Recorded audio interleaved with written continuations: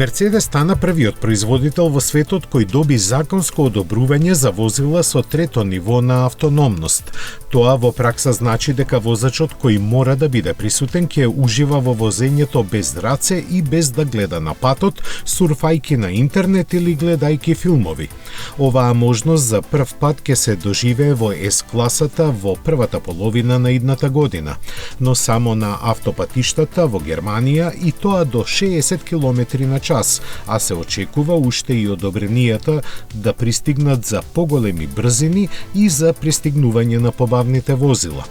Во моментов најголема пречка за автономното возење се прописите како ваквите автомобили може да учествуваат во сообраќајот. За сега само матичната земја на Мерцедес ги издаде потребните дозволи, но се работи на нивно обезбедување уште во Соединетите Американски држави и во Кина.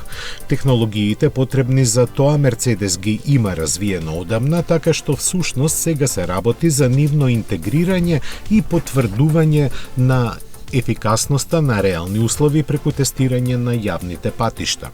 Нивна основа е комбинацијата на радар со долг домет, предни и задни камери и податоци од системот за навигација. Има и микрофон за детектирање на возила на итните служби, па дури и сензор за влага која следи површината на патот во случај на слаб контакт заради дожд или снег. Според најавите на Мерцедес, автономното возење постепено ќе биде имплементирано и во другите модели, меѓу кои прв на списокот е електричниот EQS.